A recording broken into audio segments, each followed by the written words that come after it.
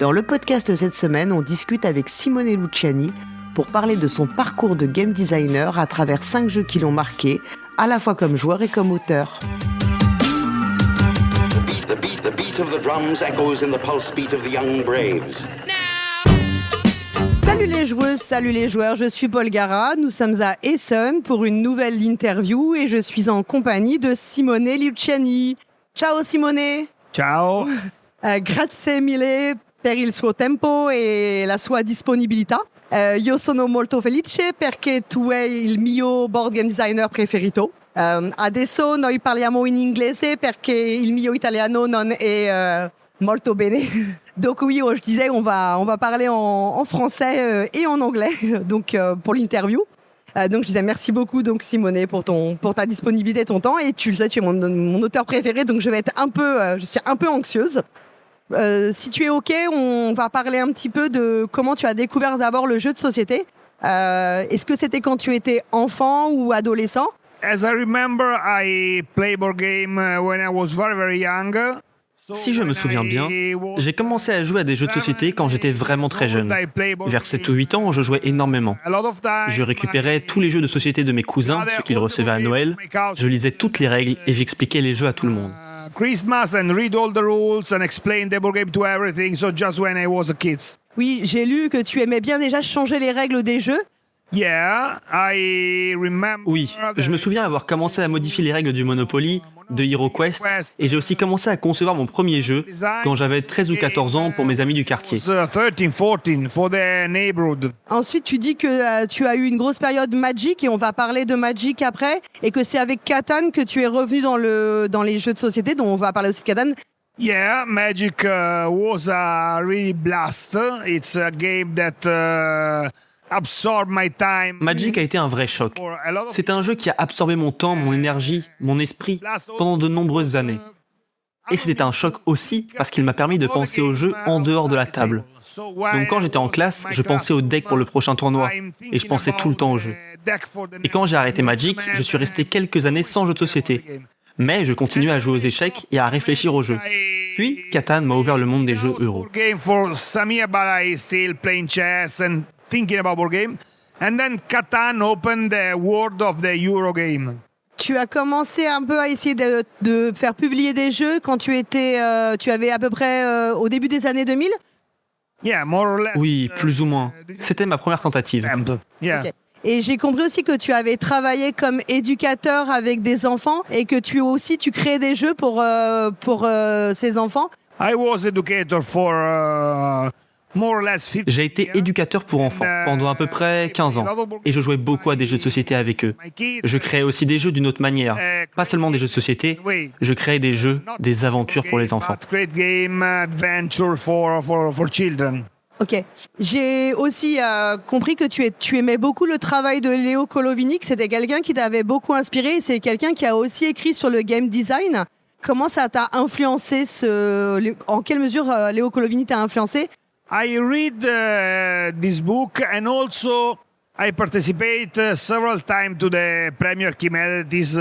J'ai lu ce livre et j'ai aussi participé plusieurs fois au Premio Archimede.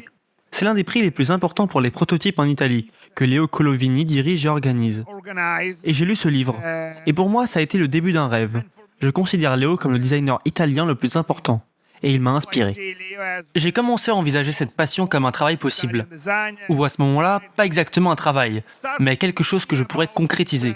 Publier un jeu, comprendre comment le publier et toucher un public plus large que mon cercle d'amis. Not exactly a job, but something that I could realize. I could publish a game, how to publish it, and reach more people than my friends. J'ai lu aussi que tu décrivais le travail de game designer comme un peu celui d'un sculpteur, parce qu'en fait, on a une structure globale et il faut plutôt retirer que rajouter. It's really depend which kind of game you are designing. Ça dépend vraiment du type de jeu que tu es en train de créer. Parce qu'un jeu vraiment simple repose probablement davantage sur l'inspiration, sur une idée folle et maligne. C'est plus « Ah, j'ai trouvé ce jeu ». Mais la plupart des jeux sont un peu plus complexes. Là, c'est un travail d'art qui consiste à enlever des choses pendant longtemps, comme si on sculptait quelque chose.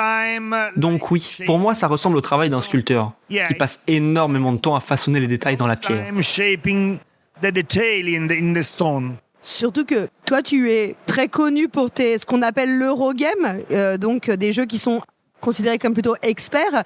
Et c'est des jeux où il y a forcément une plus grande complexité. It's not complicated to streamline them, but sometimes it's not good to streamline too much because people that like Ce n'est pas si compliqué de les épurer, mais parfois ce n'est pas une bonne idée de le faire, de trop épurer. Parce que les personnes qui aiment ce type d'expérience veulent explorer un grand monde. Si c'est trop épuré, Ok. tu perds une partie de l'émotion. Après, il y a d'autres jeux qui sont plus faciles à épurer. Become more better and better streamlined, but I think some games is better that is not so much streamlined than Ok. it is. Maintenant, nous allons aborder les jeux de ta liste. On l'a déjà dévoilé, le premier jeu que tu as mentionné, c'est Magic the Gathering, un jeu de Richard Garfield de 1993. C'est un jeu que tu as donc découvert dans l'adolescence. Tu l'as découvert à sa sortie. Not exactly the year of release because they reach Italy little bit later. Don't know exactly. Pas exactement l'année de sortie, parce que le jeu est arrivé en Italie un peu plus tard. Je ne sais pas exactement en quelle année, peut-être 2 ans après, mais j'étais très jeune. Et nous avions essayé le jeu dans une petite convention dans ma ville natale avec mon ami. Et après notre première partie, on s'est levé en disant « Il nous faut absolument ce jeu ». Alors nous avons forcé le père de mon ami à nous emmener dans une autre ville, parce qu'on ne trouvait pas encore le jeu chez moi. Nous avons donc voyagé 1 heure pour aller chercher ce jeu. Et nous sommes revenus avec quelques decks, parce qu'on avait besoin de commencer à jouer immédiatement. To get this game and get back with some deck because we need to start to play immediately. Souvent, beaucoup d'auteurs de jeux parlent de Magic comme d'une expérience fondatrice parce que souvent, c'est une première expérience de game design, de créer son deck. Absolutely. At the time, for me, is move away Absolument. from game design because À l'époque, pour moi, ça m'a éloigné du game and design, my parce que le jeu absorbait tellement mon esprit et ma créativité. create a new deck. Mon esprit était entièrement occupé à créer un nouveau deck, à faire des combinaisons. A lot of game Parce que pour designers, moi, the most et je pense que c'est vrai pour beaucoup d'auteurs de jeux, l'expérience la plus amusante dans Magic, c'est de Ok. créer un deck, plus que de jouer. crazy and Donc c'est vraiment fou. me Et ça a changé ma manière d'aborder le jeu. because usually you Parce que normalement, tu t'assois à la table, tu joues et tu t'amuses. Là, moi, je m'amusais même quand je ne jouais pas. so it's really C'est quelque chose qui change vraiment ta perspective sur un jeu. our C'est aussi révolutionnaire que Dungeons & Dragons. so it's C'est vraiment un jalon. really game changing like Dungeons and Dragons. So it's really a milestone. Oui, tu veux dire quelque part que tu avais plus de plaisir à découvrir les interactions entre les cartes que de gagner les matchs. Yeah, absolutely. Souvent, Magic est décrit comme un système évolutif et vivant, parce qu'il y a toujours aussi de nouvelles cartes, et c'est aussi quelque chose qui t'intéressait. Yeah, absolutely. I don't like the collect. Oui, absolument. Je n'aime pas l'aspect collection du jeu parce que je ne suis pas un grand collectionneur. I don't like to Je n'aime pas faire des collections, dépenser beaucoup d'argent et de temps. time, but Mais ce que j'apprécie vraiment, c'est que le jeu change. Tu as de nouveaux défis à affronter. Tu crées ton deck, mais ensuite de nouvelles cartes arrivent dans le pool. Donc tu dois changer ta façon de penser. Cet aspect-là, je l'aime vraiment beaucoup. change your mind. So I like a lot this aspect. Il y a aussi quelque chose de très fort dans Magic, c'est la très forte asymétrie qui est assumée, et une asymétrie qui est avec des pouvoirs très forts. Souvent, on dit que ça vient aussi de Cosmic Encounter, et je trouve que c'est quelque chose qu'on ressent dans Marco Polo, que tu as designé. Yeah. He used another way. Il a utilisé une autre manière de donner l'expérience de jouer quelque chose de différent à chaque partie. Magic brisait les règles du jeu avec chaque The carte. game, Et Marco Polo brisait les règles du jeu en utilisant des personnages différents. of the game, Je n'y avais jamais pensé jusqu'à maintenant, but mais il peut effectivement y avoir quelques similarités. till now, but there could be some similarities. Est-ce que tu aimes lorsqu'un jeu n'est pas forcément équilibré en termes de pouvoir? Il y a beaucoup de débats là-dessus. Il y a des joueurs qui aiment que les jeux soient très équilibrés. Et il y a des joueurs et joueuses qui aiment au contraire quand il y a du déséquilibre et un peu de chaos. As a designer, I try to keep in mind En tant qu'auteur, j'essaie de garder l'équilibrage en tête et de faire de mon mieux, parce que je sais que certaines personnes y tiennent beaucoup. En tant que joueur, ce n'est pas ça ma priorité. Ma priorité, c'est l'émotion. Donc pour moi, oui. Si un personnage prend celui-ci et gagne, c'est trop. Mais un jeu parfaitement équilibré, ce n'est pas ce dont j'ai réellement besoin.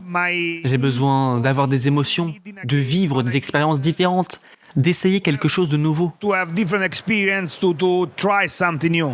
Du coup, tu fais la différence entre toi, ton rôle en tant que game designer et finalement, toi, ce que tu veux ressentir en tant que joueur. There are some connections. Il y a quelques points communs. Mais quand je suis auteur, je fais un jeu pour les autres. Ok. J'ai beaucoup de jeux que j'aime, donc je ne crée pas des jeux seulement pour moi. Je fais des jeux que le plus grand nombre peut apprécier et avec lesquels ils peuvent s'amuser. Donc oui, je pense aussi à leur goût et à leur façon de percevoir les choses. Taste and perception. Je trouve que c'est intéressant parce que souvent on a en tête que j'ai compris que tu étais très intéressé par les mécaniques, mais finalement les mécaniques c'est qu'un petit bout de l'expérience de jeu. But the mechanics, you speak about mechanics and theme, or La mécanique. mechanics. Tu parles de mécanique et de thème. Is what? La mécanique, la plupart du temps, c'est ce qui crée l'émotion. Ok. C'est ce qui met de l'émotion chez le joueur. Player. Donc la mécanique n'est pas quelque chose de vraiment sec. Something really dry. Tu peux utiliser des mécaniques Ok. pour créer de l'émotion, de l'interaction entre les joueurs. Player, so Il faut donc faire attention à accorder beaucoup d'attention à la façon dont les mécaniques se connectent aux joueurs, a lot of à la façon dont elles créent du jeu entre eux et à la façon dont elles mènent à la victoire. connect to the player, connect the player between each other and between which to win the game. Est-ce que tu joues toujours à Magic aujourd'hui? I still play Magic for 30 years. I don't play for. Je joue à Magic depuis 30 ans. Je n'ai pas joué ces 6 derniers mois, mais je continue à jouer en ligne parce que je n'ai pas le temps d'acheter des cartes, d'en échanger. Change card. Alors qu'en ligne, c'est super facile. Je fais un deck, je fais une partie. Donc oui, je jouais encore jusqu'à il y a 6 mois ou 1 an. I still play till 6 or 1 year ago. Et aussi dans Magic, il y a toutes ces cartes. Un grand nombre de cartes, c'est quelque chose qu'on retrouve dans certains de tes jeux. Dans Grand Austria Hotel, il y a ces cartes qui sont toutes uniques de personnel.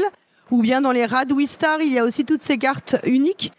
If you made a game with a lot of copy of each Si tu card, fais un jeu avec beaucoup d'exemplaires de chaque carte, tu réduis les possibilités de combinaison et les situations auxquelles tu peux être so confronté. more unique card you have, Plus tu as de cartes more uniques, different plus tu peux avoir de scénarios différents dans une partie. scenario. C'est plus complexe à concevoir, So, parce que si tu peux créer 6 cartes puis les répéter, c'est très rapide. if you can Mais c'est bien plus amusant d'avoir beaucoup de cartes différentes. Yeah. It's super fast, but it's more fun to have a lot of different cards. Oui, j'ai cru comprendre que pour tes cartes ou ce genre de choses, tu étais très fan d'Excel. Yeah, I use a lot Excel because give me a Oui, basis j'utilise énormément Excel, to start the design. parce que ça me donne une base pour commencer le design, et ça accélère aussi le travail quand je dois ajouter quelque chose de nouveau. 100 cards. Donc si j'ai 100 cartes, the card et que toutes les cartes reposent sur une base mathématique dans Excel, si je dois en ajouter plus d'une dizaine, c'est super facile, au lieu de tout créer depuis zéro. from zero. On investit un peu de temps au début, parce que créer le fichier Excel, les formules et tout ça prend du temps, mais ensuite ça accélère le travail et ça m'aide énormément. But speed up the work and help me a lot. On va parler ensuite de son second jeu, c'est Catan, donc un jeu de Klaus Teuber qui est sorti en 1995. On le disait tout à l'heure, tu disais que c'était un peu le jeu qui t'avait ramené dans le jeu de société pur. I played in a comic shop with a friend that introduced me to this game. And Je l'ai découvert dans une boutique de comics avec un ami qui m'a présenté ce jeu. Et pour moi, ça a été une révélation.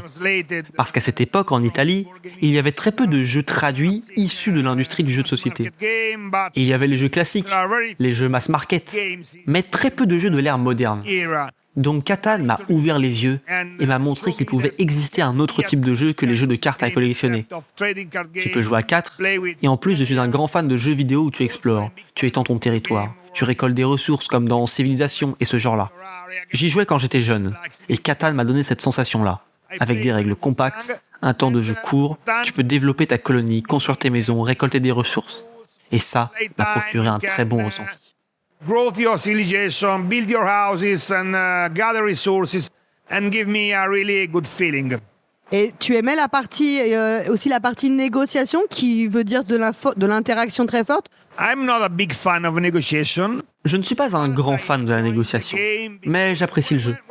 Parce que quand je l'ai découvert, c'était vraiment amusant pour moi. Vraiment nouveau. Donc j'ai aussi pris plaisir à la négociation intégrée au jeu. Mais en général, la négociation n'est pas l'une de mes mécaniques préférées. My main favorite mechanics.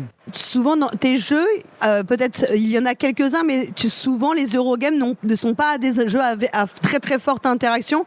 Peut-être dans Barrage, il y a une interaction très forte. Tu préfères designer des jeux avec une interaction indirecte? I don't have a strong preference of interaction, so as a player, I enjoy game with Je n'ai pas de préférence marquée en matière d'interaction.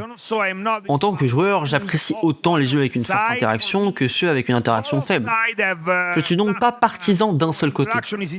Pour moi, les deux ont leurs avantages et leurs inconvénients. L'interaction est intéressante parce qu'elle crée une relation différente entre les joueurs et oblige à adapter sa stratégie. Une faible interaction rend le jeu plus rapide. Tu peux planifier sans difficulté et le déroulement de la partie est généralement plus fluide. Donc, globalement, j'aime les deux approches. Quand je crée un jeu, j'essaye de suivre celle qui convient le mieux au jeu sur lequel je travaille. Par exemple, pour Barrage, l'interaction est vraiment liée au cœur du jeu, donc c'est important qu'elle soit bien développée. Alors que Newton a une interaction très faible, mais j'aime pourtant jouer aux deux. Well developed, while Newton is super low interaction, but I still like to play both games. On va maintenant parler du prochain jeu, c'est Agricola, un jeu de 2007 d'Uwe Rosenberg. C'est souvent décrit comme le premier jeu de placement d'ouvriers, même si en réalité il y a Kailus avant et il y a même eu d'autres cas. C'est quelque chose qui t'a beaucoup plu comme mécanique quand tu l'as découvert? Tu as senti la nouveauté? What I'm surprised with Agricola, I'm surprised by two different things. The first one is Ce qui m'a surpris avec Agricola, ce sont deux choses différentes. La première, c'est que c'est un jeu lourd, avec énormément de thèmes intégrés dans le système. Il est vraiment bien conçu et il est lourd. La deuxième chose qui m'a surpris, à l'époque, c'est la taille du jeu, la quantité de cartes qu'il contient. Au début, je me disais, on n'a pas besoin d'autant de cartes, pas besoin d'autant d'actions, pas besoin d'autant de ressources. Alors qu'en réalité, ça m'a ouvert une nouvelle expérience en tant que joueur. Parce qu'un grand nombre d'éléments crée aussi un vaste monde à explorer. J'ai donc commencé à comprendre que non seulement les jeux épurés avec peu de règles et très propres me convenaient, mais aussi les jeux imposants, qu'on peut explorer partie après partie. Understand that not only straightforward game with few rules and super clean is good to me, but also games that are big and can be explored game after game. Tu as fait des jeux de placement d'ouvriers toi-même qui sont très marquants. Évidemment, on pense à Tzolk'in. Dans Tzolk'in, j'ai compris que à la base, c'était Daniele Taccini qui était revenu de vacances du Mexique et qui t'a parlé du calendrier Maya et que tu as tout de suite pensé au système des roues. You came back from Mexico, don't remember this part. Oh, from vacation, I think, maybe not. Don't remember this part, but Oui, je ne me souviens plus s'il revenait du Mexique. Mais je ne me rappelle pas de cette partie. Peut-être que non, je ne me souviens pas de ce détail. Mais il parlait du calendrier Maya avec la roue de pierre. Et nous avons créé un jeu sur le calendrier Maya. Et ça a stimulé mon esprit. J'ai eu le premier croquis, la première vision. C'est assez rare que ça arrive, d'avoir une vision complète d'un mécanisme. Mais j'ai vu la roue avec les ouvriers dessus. Et le temps qui fait tourner la roue et déplace les ouvriers vers de meilleures positions. Cela a donné l'une des grandes idées du jeu, inverser le fonctionnement du placement d'ouvriers. Parce que tu poses tes ouvriers, tu ne gagnes rien. Et tu obtiens quelque chose seulement quand tu retires l'ouvrier de la roue. You place worker, you don't get nothing, but you get when you remove the worker from the wheel. Et oui, et cette idée de devoir retirer ses ouvriers pour faire l'action, ça a carrément créé comme une branche, une sous-branche du placement d'ouvriers. Après ça, il y a eu par exemple Pillard de la mer du Nord. Est-ce que ça est marquant d'avoir créé un jeu qui est vraiment influencé beaucoup d'autres créations? Yes, but not so much, I think. So, Oui, not, mais pas tant que ça, je pense. not C'est pas comme si j'avais créé ou établi un genre. Parce que l'émotion de poser un ouvrier et d'obtenir quelque chose immédiatement est plus forte. strong. Donc si tu retardes la récompense, tu génères aussi une forme de frustration. Ça peut être quelque chose qui change la manière de penser d'autres auteurs et qui mène à des mécaniques intéressantes. Mais pas tant que ça, je crois. Some interesting mechanism, but not so much, I think. Ok.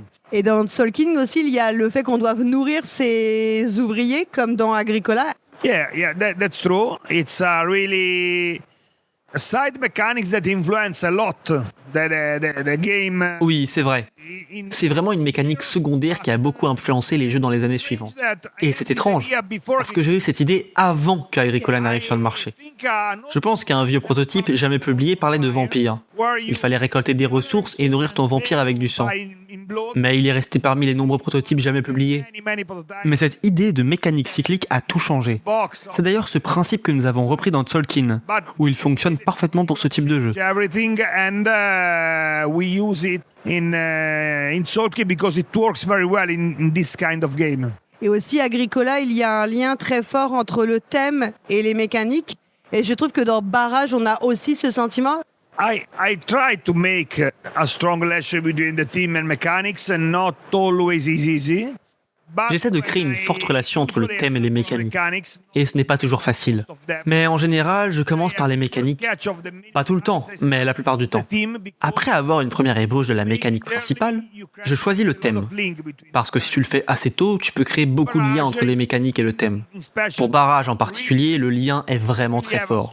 Parce que Tommaso travaillait dans le secteur de la construction de barrages. Yes. Donc nous sommes partis directement du thème. L'idée principale du jeu, c'est la gestion de l'eau et de l'énergie. Donc ce jeu-là a davantage commencé par le thème que par les mécaniques. Les mécaniques, elles, ont beaucoup changé au cours du développement. The game started more from the theme than from the mechanic. Mechanic changed during development a lot.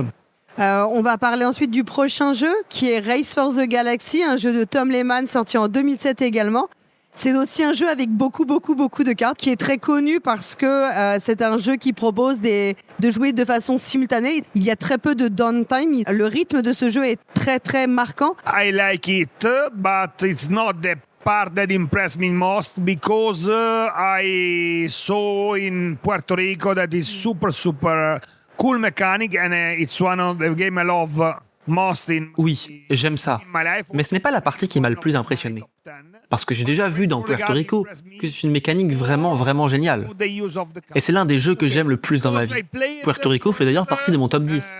Mais Race for the Galaxy m'a davantage impressionné pour son utilisation des cartes. Parce que j'avais joué en premier à San Juan, qui est très similaire à Race for the Galaxy. Et quand j'ai joué à Race for the Galaxy pour la première fois, ce n'était pas une bonne sensation pour moi. Je me suis dit, c'est un autre San Juan, avec moins de contrôle et plus de chance. Alors pourquoi ? Mais après quelques parties, j'ai réalisé que c'était bien plus addictif et bien meilleur. Et c'est l'une des leçons que j'ai apprises. La différence entre une carte unique et la répétition d'une même carte. Parce que dans Race for the Galaxy, il y a plus de cartes uniques, un peu plus de complexité. C'est plus difficile d'entrer dans le jeu. Tu as un niveau de complexité supplémentaire, tu dois apprendre toutes les cartes. Mais cela t'offre beaucoup plus d'expériences différentes, beaucoup plus de situations différentes. Donc j'ai beaucoup appris de cette évolution, de San Juan à Race for the Galaxy. Give you a lot more different experience, a lot more different scenarios.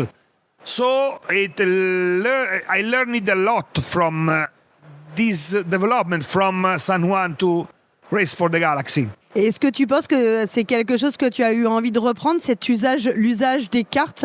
Yeah, usually I try to put what I like En général, j'essaie d'intégrer dans mes créations ce que j'aime vraiment. Parce que lorsqu'on connaît intimement une émotion, il est beaucoup plus facile de la recréer. Si tu n'aimes pas quelque chose, c'est possible d'en faire un jeu. Mais ce n'est pas très facile de concevoir un jeu autour de cette émotion.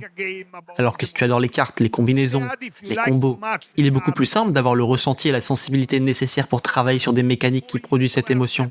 Feeling and the perception to work on mechanics that create this emotion.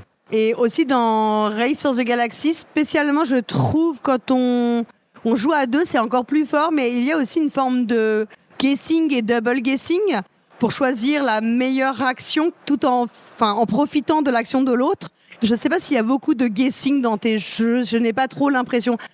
Yeah, it's possible that I can explore in the future. C'est possible que j'explore cela à l'avenir.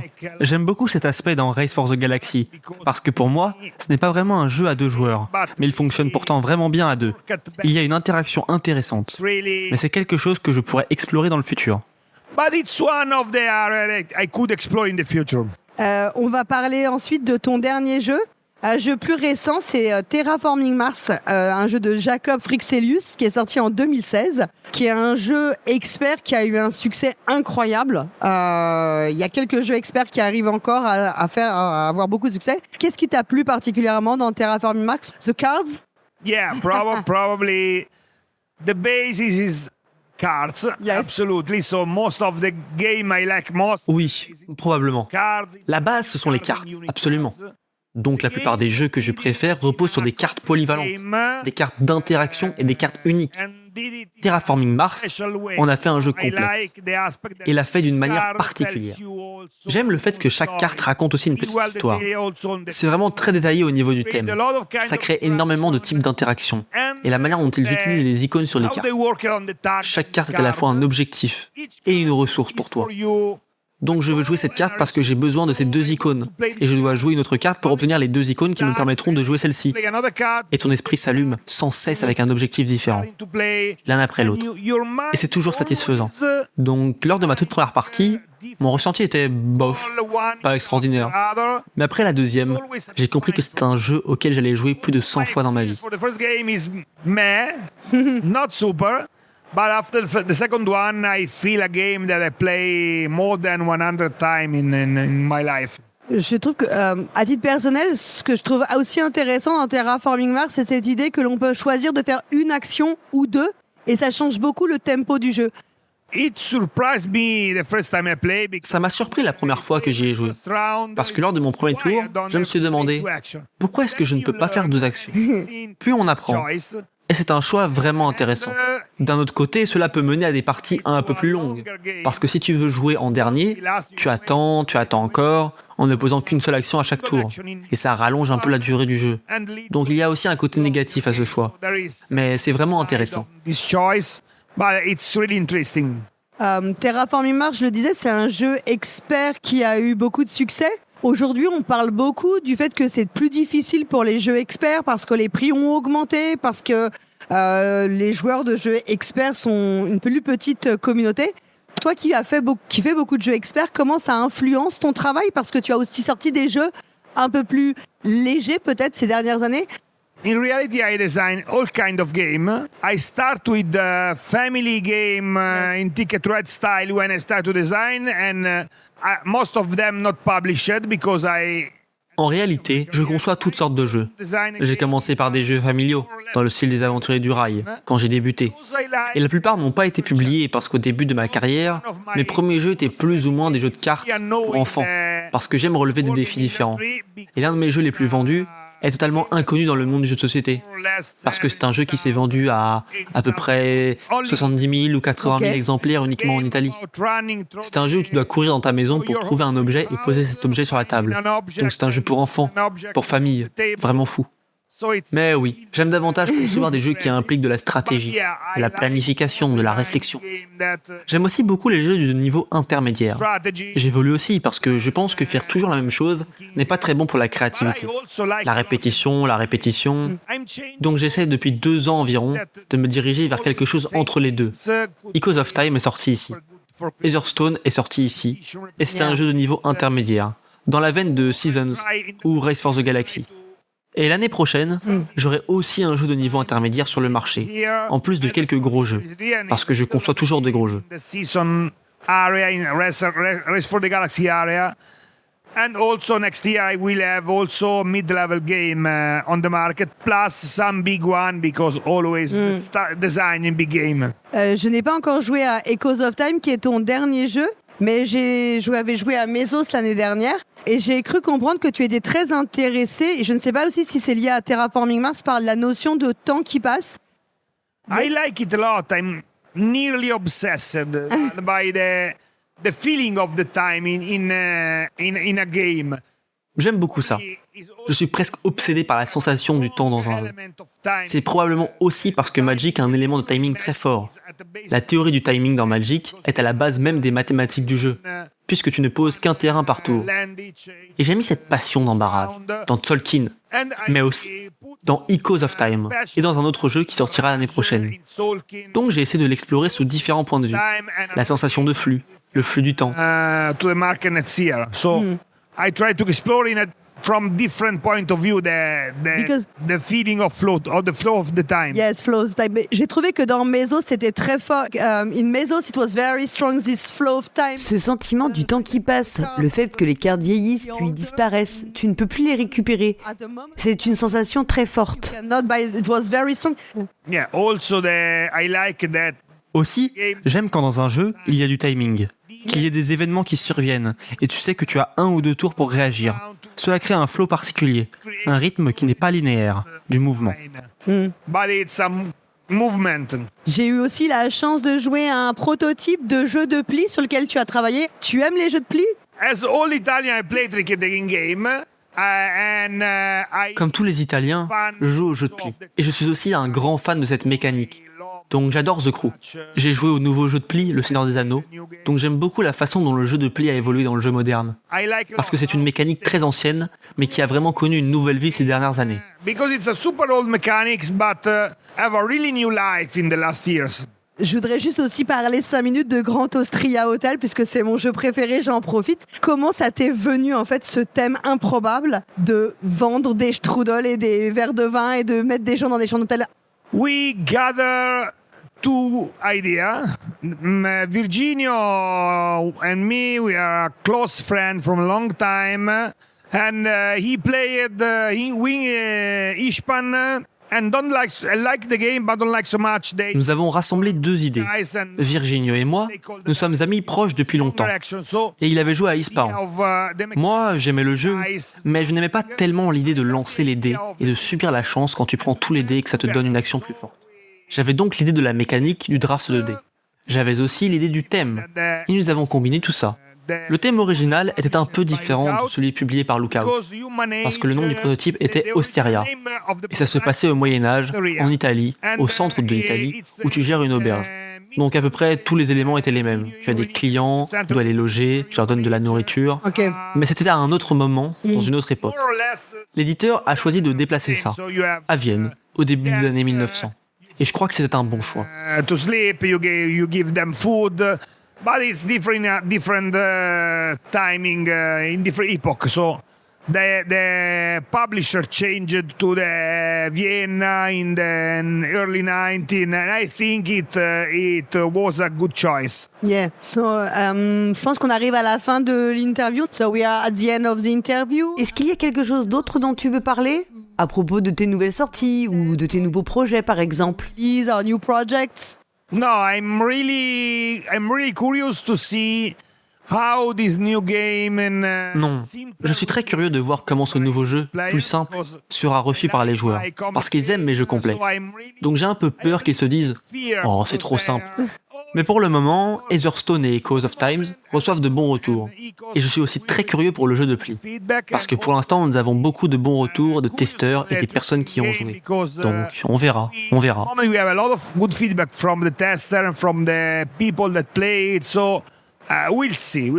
Ok. Je te remercie encore beaucoup, Simone, de ton temps, de ta disponibilité. C'était vraiment super cool de pouvoir discuter avec toi. Et je remercie les auditeurs et auditrices qui suivent le podcast. Et bientôt pour une prochaine émission. Salut! Thank you for your time and your passion. Questa intervista, registrata in presenza ASN durante lo Spiel il 25 ottobre 2025, è prodotta da Polgara e Amer, così come dal nostro doppiatore Gabriel per questa versione francese. Tutte le informazioni utili e i titoli dei giochi trattati in questo episodio sono disponibili nel post dedicato a questo episodio sul nostro sito lepointdepolgara.fr, tutto attaccato. Questo podcast è totalmente indipendente. Il suo contenuto è libero e non sponsorizzato. Potete seguirci sui social network, Facebook, X, Blue Sky o Instagram sull'account Polgara e soprattutto venire a discutere di questo episodio e di molti altri argomenti sul server Discord del podcast. Grazie per aver ascoltato Le Point de Polgara e a prestissimo per una nuova puntata.